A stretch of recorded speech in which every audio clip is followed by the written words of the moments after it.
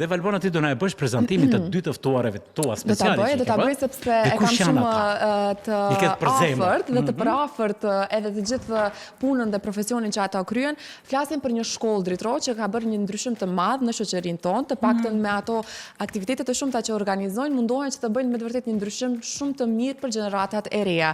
Në studio bashkë me ne kemi dy vullnetare të quaja nga shkolla filozofike dhe psikologjike Akropoli të ri në Shkup. Një shkollë e cila është mbar botën, që organizon aktivitete të ndryshme.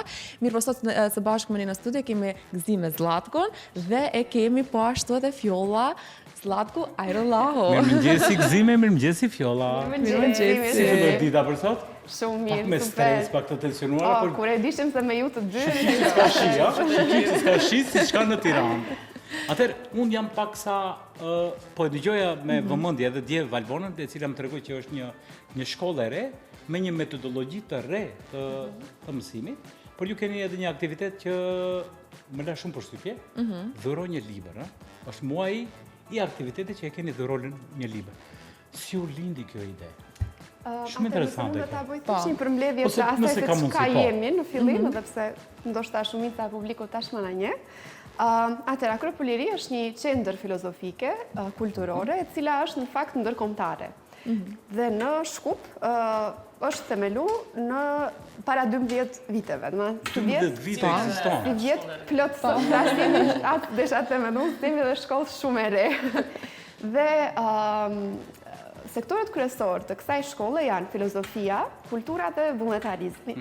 Filozofia, se e nisëm me diturin, filozofia është dashuria për dijen, apo kur e kanë pyet Pitagorën dhe i kanë thënë ti je një sofos, i kanë thënë ti je një i dishëm, i ditur i ka thënë jo, nuk jam sofos, po jam filosofos. Jam i dashuruar me dijen, sepse nuk mund të arrijë askush majat e dijes. Po. Dhe filozofinë ne e praktikojmë përmes kursit ose një programi i cili nuk mbaron akoma, unë jam që 12 vjet aty dhe akoma vazhdoj dhe jam pjesë të programit mësimor, mundohem të bëhem filozofos në sa më i mirë. Dhe është një program realisht shumë i mirë, që kushdo që dëshiron nis me një kurs 3 mujor dhe pastaj vazhdon pafundësisht. Dritojmë me siguri do ta regjistrojmë sepse pak nuk e kam provuar. Jam shumë kurioz për ta parë metodologjinë e punës se si zhvillohet kjo. Na shpjegon pak Gzimja se si funksionon në shkolla për të gjithë ata që nuk e dinë, si shkojnë orët, aktivitetet e kështu me radhë derisa të arrijnë te aktiviteti i fundit. Patjetër, atëherë do të thënë në fillim, siç e përmendi edhe Fjolla, është ai kursi fillestar që është 3 muaj. Ku kemi tema të ndryshme, të cilat lidhen drejt për drejt me vetnjohjen, duke përfshi edhe filozofinë klasike, edhe psikologjinë, edhe gjitha temat të cilat kanë edhe ndihmojnë njeriu që ta njeh pak më shumë veten, jetën, shoqërinë, botën, edhe të ndërtojë disa raporte më të vetëdijshme, më të qëndësishme të jeta vetë. Mësimet mbahen 2 herë në javë. Përveç pjesës teorike, kemi edhe aktivitetet të ndryshme praktike, që përfshin sektorin e kulturës të Akropolit të ri, si trajnime editore, kemi një workshop artistik djebilës që e kishim të një ambient në Shkup, kemi edhe klube libri, aktivitetet të shumta që ndërmje poetike, bani jashtë qendrës, domethënë. Kemi përpiqemi të bëjmë sa më shumë bashkëpunime, në mënyrë që të gërthejmë sa më shumë të ri edhe të vinë të aktivitetet tona, sepse realisht e besojmë se kultura, filozofia edhe vullnetarizmi janë 3 pika të cilat e zbukurojnë jetën e njeriut, por edhe jetën e shoqërisë. Që mund të them vetëm diçka të fundit për këtë, është shumë interesante. Shpesh njerëzit na pyesin pse quheni Akropoli i ri, çka do të thotë. Dhe lidhet pikërisht me këto 3 pika. Domethënë filozofia na bën që të shkojmë tek akro. Akro do të thotë maja.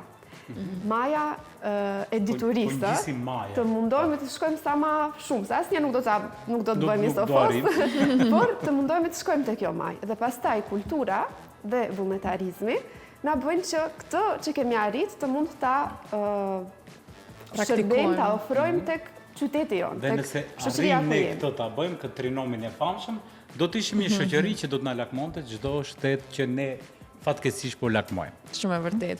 Unë pak dua të lidhem edhe me temën e ditës sotme që ne edhe e përcaktuam me dritrojnë, ka të bëj me teknologjinë që e ka marrë të themi atë efektin e librit të vërtet. Dhe pikërisht ju po organizoni një aktivitet e cila ka filluar me 1 tetor. Nëse nuk gabon, do zgjat deri me 31 tetor. Dhura një libër ndërton një botë. Mirë po është e lidhur shumë ngushtë edhe me shkollat. Na tregoni pak si do të zhvillohet kjo, si do të dhurohen librat, si mund të dhurohen librat nga të gjithë ata që duan ndoshta të investojnë dhe ta përmirësojnë, siç e quajtëm ne edhe këto bibliotekat, libraritë e shumta të cilat janë edhe në zhdukje e mësipër, fatkeqësisht. Po i humbin këndin e shtëpisë. E vërtet. Fatkeqësisht. Atëherë në aspekt praktik, kjo kampanjë do zgjat 1 muaj dhe nga ora 6 deri në ora 9 në hapësirat e qendrës sonë, do vinë të gjithë ata të cilët janë bujar edhe duan që të pasurojnë bibliotekat e shkollave të ndryshme në Shkup, të dhurojnë disa nga libra me temat të ndryshme, që mund të jenë libra edukativ, romane, enciklopedi, gjithçka që ka të bëjë me zhvillimin e intelektit edhe botës psikike të fëmijëve dhe të adoleshentëve. Ideja lindi për shkak se siç e thatë edhe pas keni biseduar te emisioni për teknologjinë. Ideja është që të mund të pasurojmë bibliotekat e shkollës, pasi që të kenë të rritë një shumëllojshmëri edhe të mund të zgjedhin përveç lektyrave që i kanë, që besoj që janë shumë të rëndësishme për edukimin e fëmijëve realisht, të kenë edhe një opsion tjetër për gjithë ata që të shkojnë një majl më larg, që të mund të zgjerojnë edhe të zhvillojnë mendimin e tyre kritik, në fillim të mendojnë, të zhvillojnë mendimin kritik, të zhvillojnë imagjinatën, edhe realisht të pasurojnë botën e tyre psikike. Ideja është që të ndërtojmë një botë, të ndërtojsh një botë ku ndërsa nuk duhet të vim në ora 9 të mëngjesit të flasim për librin në këtë epokë ku ju të jetu. Po, është rëndësishme. Po, ndroj në një ta bëjmë prej dëshirës, jo prej nevojës. Po, të bëhet prej dëshirës dhe jo prej nevojës. Ta shohim se realisht libri është miku i njeriut. Ndihmon që të hapim horizonte, ndihmon që të shohim të zhvillojmë empatin, të shohim botën në një perspektiv tjetër, sepse çdo libër na hap një derë drejt një realiteti që nuk është i joni, po është i tjetër kujt. Unë do doja të bëj një apel për gjithë qytetarët tanë, të cilët janë të apasionuar pas librit dhe kanë dëshirë të jenë human të dhurojnë një libër, dhe gjithë ata të cilët i kanë librat i kanë mbajtur diku nëpër biblioteka dhe sot libri ka zëvendësuar atë pjesën te këpucët ku i kemi. Gjithë ata që i kemi librat te këpucët mund të kontaktoni me dy mikeshët tona në shkollën Akropoli, apo jo? Dhe mund të i dhuroni librat tuaja nëse i keni pengesë te këpucët që u qëndrojnë. Sepse më vjen këtu pak mirë të tërzoni dhe dikush të lexon, sesa të rinë të mbajnë erën e këpucëve. Dritro, sa më vjen këtu të kritikojmë pak arhitektët, këta interior design që janë, të cilët nuk i kyçin as pak këpucët me libra, po. Ka edhe të tillë fatkeqësisht në shoqërinë tonë, që Zoti na e ruaj dhe na e shtof me të mira. Themi ne kështu. Sa dikush që nuk i përdor i mund t'i dhuron, po sepse është një dikush që mund t'i përdor. Po edhe nëse i përdor të jetë bujar edhe realisht por ka edhe nga ata që zonja e shtëpisë apo zotriu i shtëpisë ju pengojnë sepse nuk kanë hapësirë, sepse kanë zëvendësuar gjëra tjera bibliotekare. Dhe pluhuri aty. Unë besoj këtë sepse kam parë shumë raste dhe di ose janë futur në përkutia dhe librat kanë përfunduar në bodrume të ndryshme apo shpajze si quhen. Po, mutfake që janë futur librat dhe shpresoj që më mirë të dalin nga aty, të dhurohen dhe të lexohen diku, sesa të qëndrojnë t'i zënë pluhuri. Unë pak dua të kaloj edhe tek motoja e gjithë qendrës. Më falni që unë kam qenë prezente dhe një ndër të themi ato mësimet, praktika që bëhen në shkollë është vetnjohja, njeh vetveten. Dua të flasim pak më gjerësisht, të kapim pak më shumë shoqërinë, sa ne e njohim vetveten, sa ne jemi të vetëdijshëm për shoqërinë, sa jemi ne të mirëfillt për të qenë si them aspekti më pozitiv i shoqërisë. Si po shkon interesimi për aktivitetet e shumta, për mësimet, si po qëndron shkolla tani?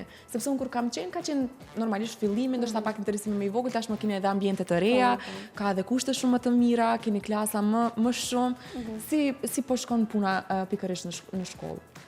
Duke shaj thënë që rritja ka qenë graduale, stabile edhe e shëndetshme. Dhe një farë forme, nëse do të flasim për botën ku jetojmë sot, e shohim se ekziston një bombardim me informacione.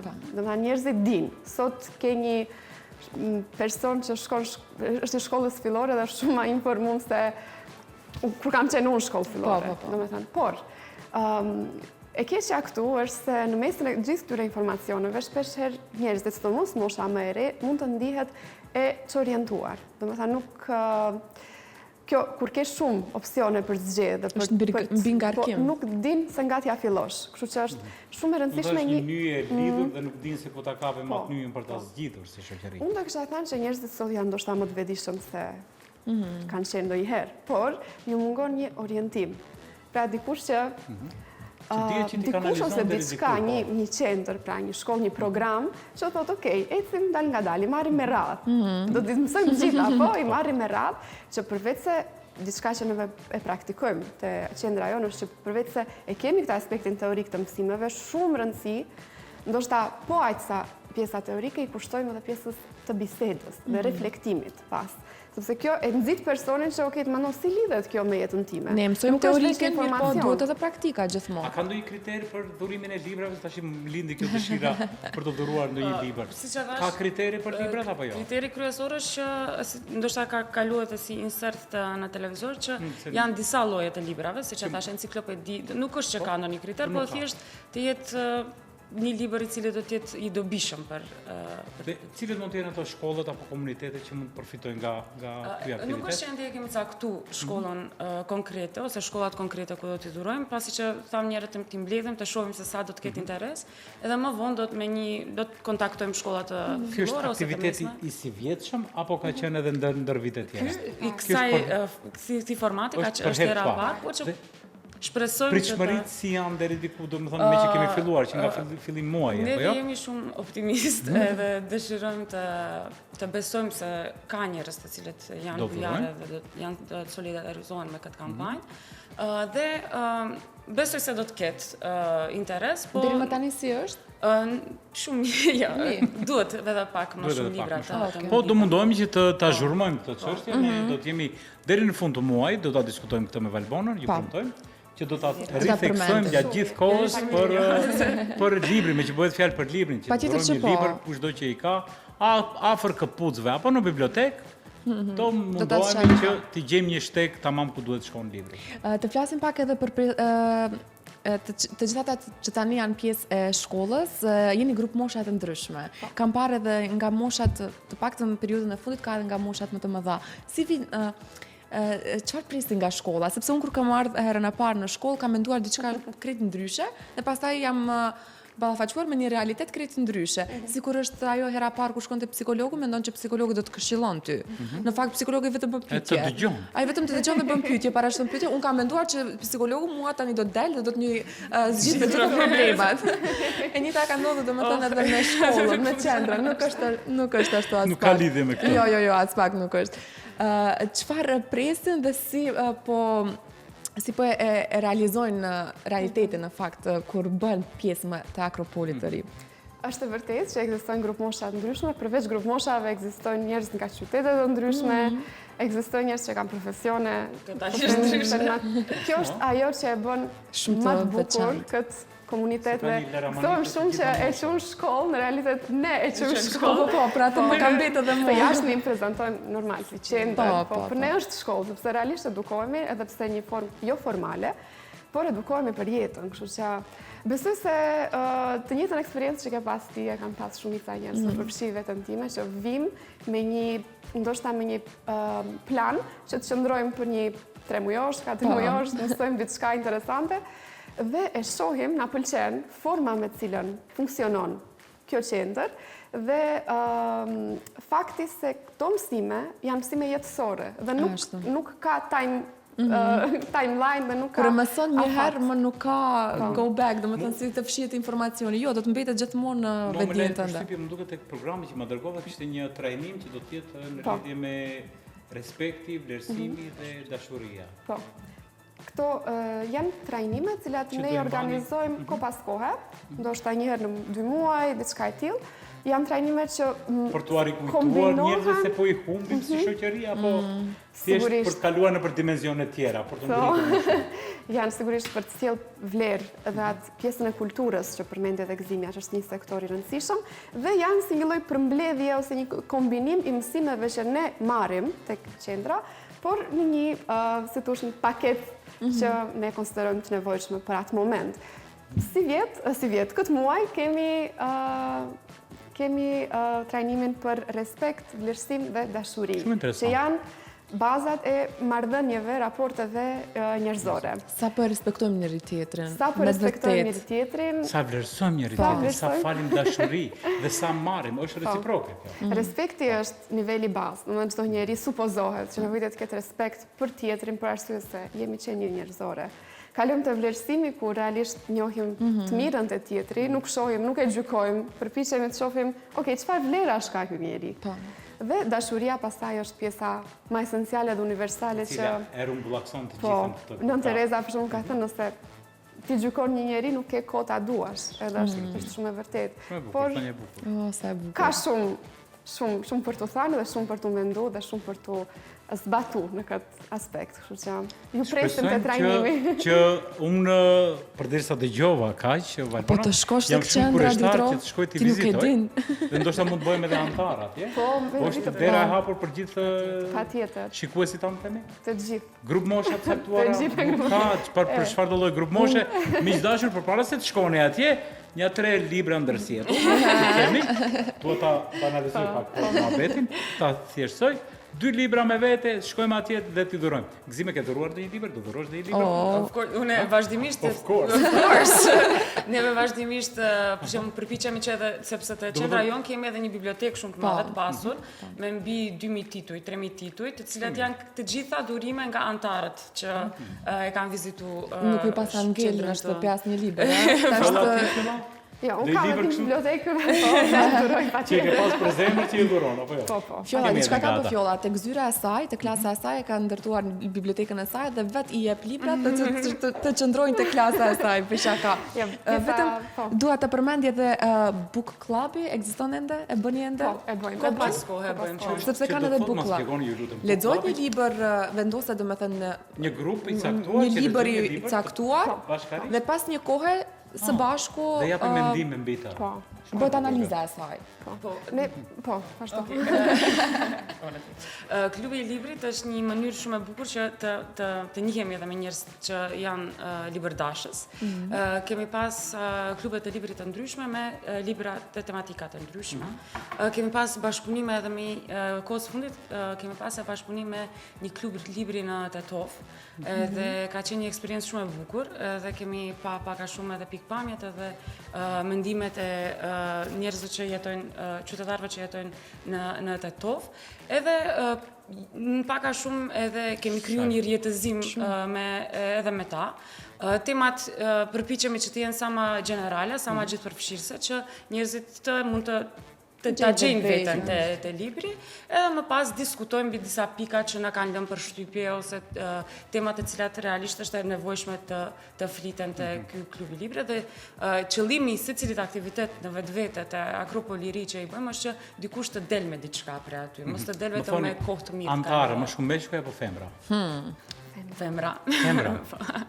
Është një trend gjithandej, nuk është vetëm te ne, nuk e di se çfarë po ndodh. Meshkujt po merremi me politike dhe me rregullimin e kapucëve, andaj miq dashur, unë do të më qejmë edhe në minutat e fundit. Shpresoj që po e them me sarkazëm këtë, libra që na qëndrojmë aty ku se kanë vendi, të paktën do gjejmë një kënd ku mund të pozicionohen dhe mund të lartësohen ashtu siç e ka bërë edhe autori vlerën e librit. Unë ju falenderoj shumë për ditën. Faleminderit shumë të kufizuar. Fjolla, Gzime, shumë faleminderit dhe shpresoj që do të vi. Do marrë guzimin edhe do të vi. Të presim. Dritroj do të vjen dhe nuk do të vjen më në studio. Në do të mbes pa dritroj. Do ketë edhe më shumë ide për të... Shpresoj që të hapim trurin dhe të japim ideja sa më të shumta. Faleminderit shumë për kohën. Unë e di se nuk kemi dhënë shumë gjëra, por kohën e kemi shumë të kufizuar dhe shpresoj nga java tjetër do i themi. Edhe më mirë sepse tash kemi arsye për herën